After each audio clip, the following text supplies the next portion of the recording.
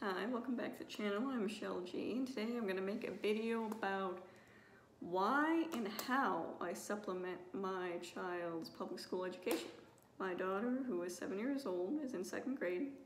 She attends public school, she always has, and my 4-year-old will attend preschool next year. So the question is, if I send my kid to public school, why do I supplement at home? There's a couple different reasons. First, I want to start by saying I think teachers do a wonderful job. I think they're amazing. I don't think they're paid nearly as enough for all the work they do. I have a lot of respect for them. And I supplement not because of any fault of a teacher, but mainly this system alone I think has some flaws in it. And secondly, my daughter really enjoys public school. She enjoys being with her teacher. She's always had a close relationship with every teacher she's had. She really enjoys being around other kids and in that environment. She's a very people person, so she enjoys it. And I think her opinion on her education should be valued too. Now, should her opinion be the only one? No. It's also what I and my husband think is best, but I think she should have a say in what kind of environment she wants to learn into. So we do send her to public school, but like I said, I have noticed some things that aren't up to par for us, so I do some supplementing at home, and that looks different. It looked different last year when she was in, full-time regular school than it does right now when she's at home because of COVID, at home learning through the school. And I would say my at-home teaching journey really began when my daughter was 3.5. She was my first, and she asked me to teach her how to read. That's how simply it started. I said, okay, I'll look into it. So I started looking at different YouTube videos, different recommendations, searching online, researching, and I came across different curriculum, and we tried different things. And as a first-time parent teaching their child, I'm sure we did too much, and I pushed too much at points, but you learn and you get better. So she started 3.5, and I just simply taught her how to read. And we went from there. We started doing more and more, and she ended up going into kindergarten already knowing how to read and pretty proficient in math, so that was a benefit to her.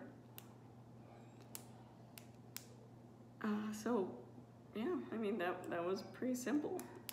When she got into kindergarten, I noticed that the rate in which they expected children to learn how to read, because she would bring home things and we'd be responsible as parents to go over them with her. It was very quick. It was very quick paced, which I wasn't a big fan of. My daughter definitely takes a longer to get used to a concept, and she's one of those that has to do it repetitively before it really sinks in, before she feels comfortable with it. She's very cautious when trying new things. So it takes her a while to build up the confidence.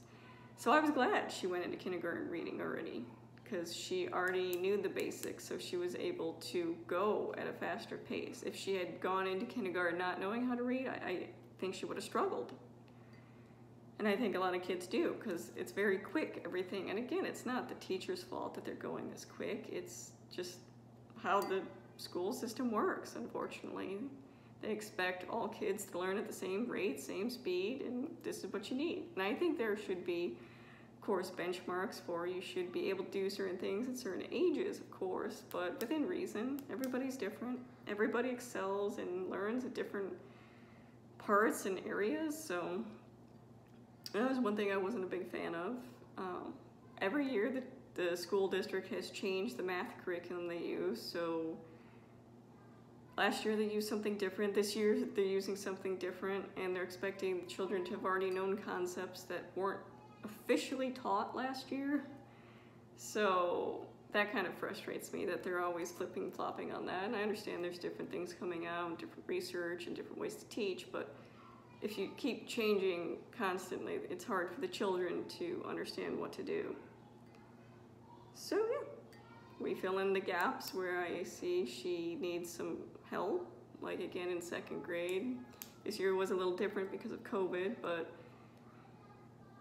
I was glad she went into second grade knowing a lot of concepts that we had already talked about at home, because there wasn't a lot. And it's no fault of the teachers or any of that. It's just the unfortunate situation we are at with at-home learning and COVID and all that. Everybody's doing the best they can. And then there shouldn't be no question about that. Everybody's doing the best they can.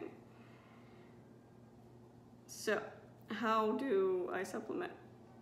Like I said, last year looked different. When she was in school 6 hours a day, it would be different than what it looked like now. She does probably maybe an hour and a half of math and reading with different teachers on her iPad a day. So we work around that schedule to supplement the things that I think should be included. Because of COVID, there's no elective classes going on online, so they don't have any gym, there's no art, there's no music. Which is sad, but again, I understand the school district's choice in that, but at home I can do things about that. I can supplement them. So let's go over what I do. So we do a Monday through Friday easy schedule. Monday is more of a free day because it's usually the day I have errands and things to do. So I call that like our recess free time. We'll either play games or we'll go outside, play in the snow, do some activity together for a little bit after she's done with her reading for the day. And we always start our day after she finishes school and has a break, officially finishes school online, has a break. We'll do a read aloud as a family. We've done Charlotte's Web, we've done Trumpet of the Swan, we've done Cinderella, the longer version. We've done All Kind of Family. We usually just go to the library and I'll let my 7-year-old pick a book that she wants me to read out loud, and I'll have my 4-year-old pick a book that she wants me to read out loud. It's usually a chapter book though. And we'll do 1 to 2 chapters a day depending on the length of the book and the length of the chapters. This is the one currently doing My Daughter's Choice. So we'll do that every day, and it's only about 15 minutes, maybe 1 or 2 chapters. On Tuesdays, we do history or science. So the first 5 months, so August through December, we did science, and we just did the good and beautiful mammals. And my 4-year-old will join us with this. I don't expect her to be mastering any of it, but she's just there, might as well learn too, and she always joins us. So we did mammals last time. And right now, for history, we're doing Story of the World. Now, do I think my 2-year-old needs to know everything about history right now? No, it's just a fun introduction to it. We read the stories, we talk about it, brings up different concepts. Do I think this is a all-in-one, this is all your child needs to know for the rest of their schooling for history? No. I think there's a lot of different viewpoints I would explore. Definitely some Howard Zinn, different perspectives of history. But right now this works. She's 7, she's in 2nd grade, it's fun. So on Tuesdays we read the story. We usually read a chapter a week, so Tuesdays we'll start by reading the story. And then if you get the kit together, it comes with this, which is the activities and questions. And we'll start by, after we read the chapter, I'll go over the review, questions, kind of narrative exercises to see, what they learn, if they were listening and all that stuff. And they do, they get a lot out of it. And then, let's see, there's usually a coloring page or a map to go with it. And after we do the questions, I will have my 7-year-old do the map, and my 4-year-old will do the coloring page, and I'll get an example of that. So, cover up the name here. So, this is an example of the map, just identifying different areas. If you want a full review on this curriculum, just let me know in the comments down below. I'd be happy to make one for you guys. Let's see if we can find a coloring sheet. There we go. This is what my 4-year-old colored. So again, one will have the map, one will have the coloring sheet. And we'll do that. And that's it. And again, that will only take maybe 20, 25 minutes. And after that, they are free to have their screen time for the day. So they each get a half an hour on the iPad, half an hour TV, and they usually pick PBS show like Arthur or something like that. So that's Tuesday. And then Wednesday, we try to do art some form of art because I think it's important for children. So we usually just use the YouTube. We look up different videos. I'll link some of my favorite ones down below, but I really like Deep Space Sparkle. Art for Kids Hub is drawing, and my kids love it. I like it. It's really fun. Just simple drawings. It's taught really well. Createful Kids, different art projects done by kids, and MrPstudios is more of a specific art lesson taught. But to give you some examples of things we've done with that. And again, this I just looked up on Pinterest because it was snowing, so we did snowflakes. So this was my 7-year-old snowflake. This, of course, was my 4-year-old snowflake. She used the larger beads because it was easier for her to manipulate. And these are things I had on hand. I didn't go out and buy anything, so. And this is one of the art projects I did. This was my 7-year-old. And again, it was just a YouTube video. We followed along, talked about different techniques. I already have a large supply of acrylic paint and stuff like that, so I already had paper. It's just cardstock I had, so again, we're just utilizing the resources we have at home. I'm not going out and buying a bunch of stuff. So that's art, and then, let's see, Wednesday, we do the other half of history. I break it into Tuesday and Thursday. So Thursday is more the fun activity part, because we've read the story, we've read the questions, we've done the map, so more of its activity. We'll usually start by watching a video about whatever the topic was that week, whether it be Egypt or nomads was one week. So I'll usually go on YouTube and find a video, or Amazon Prime Video is a really good option for that. Yeah, so I just research that, and I don't dive deeply into it. One time we just watched a tour of a cave because we were learning about nomads, so we were looking at different paintings. And again, if you guys want to see how I research all this and get it put together, it doesn't really take that much time. I do it every Sunday for maybe 45 minutes, and then everything's done for the week.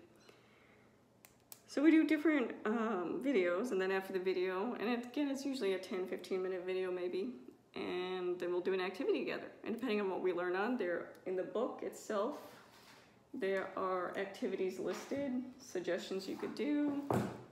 In the back of the book, for every chapter, it gives you different things you can be doing. So for example, one of the chapters, we were learning about pharaohs in Egypt. So we just made a crown because it was Upper and Lower Egypt being united, the red crown, the white crown, snake. And again, things I had in hand. I have foil, I have paper, so we made that. When we were learning about nomads, we did cave paintings.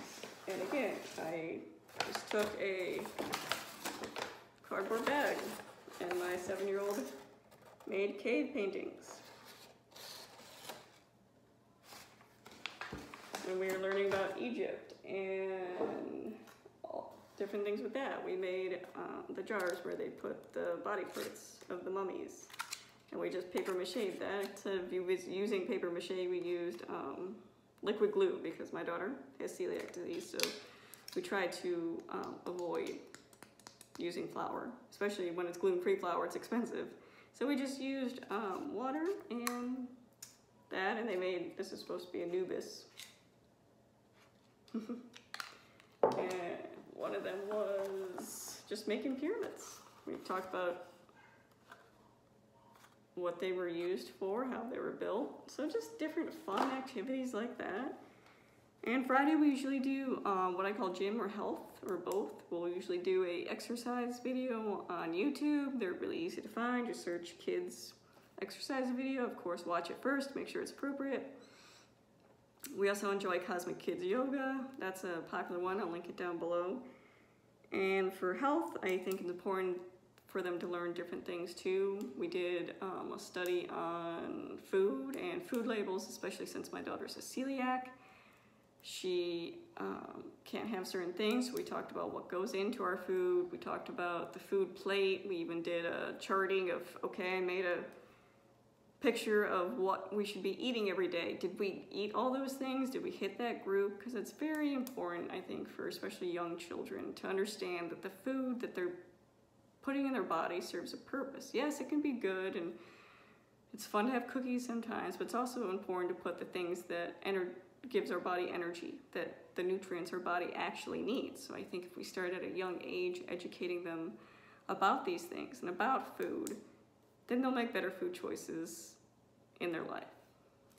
So we usually talk about things like that. For this week on health, we're doing learning about different things like autism. So we're watching a video on Sesame Street about autism and what that looks like. I think it's important to teach our children about things like that, to be aware of others and different things going on. So we'll be doing autism this week, and yeah, that's just some of the things. And again, we just usually do a YouTube health video. Sometimes it'll just be something silly like we make an obstacle course through the entire house and we have to go only on those things, or play hot lava. So just something that gets them moving and exercising, I think, is good. And again, just nothing complicated. Use what you have at home. Of course, you know, I bought the history curriculum. That's something I bought. But everything I use with it, I have at home. The read-alouds I do. I don't buy every single book. I go to the library. I check them out. My daughters check them out, and we read them.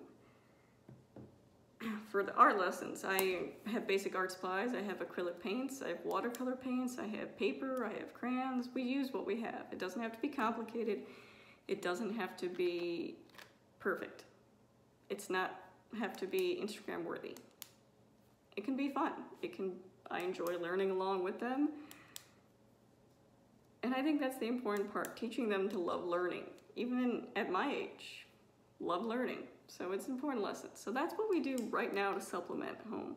I don't make my child do any required reading. She's a very good reader. She's loved reading since she was little, so I don't make her read anything. She usually spends about an hour to 2 hours a night after dinner reading whatever she wants, and she will pick up a book all the time.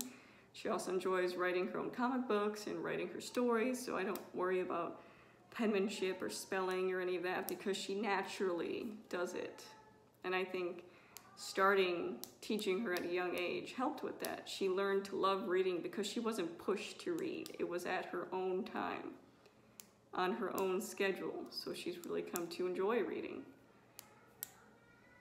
And yeah, that's what we do right now to supplement. And again, next year will look different, and I think it should look different. Every year and every child will look different. And one day we might not do public school, but that's a choice down the road. Every year and every child is different. So I hope this guy helped you guys, and if you have any questions about anything I mentioned, please comment below. If you'd like to see specific things that I showed, comment below. But that is it. Thanks for tuning in, guys.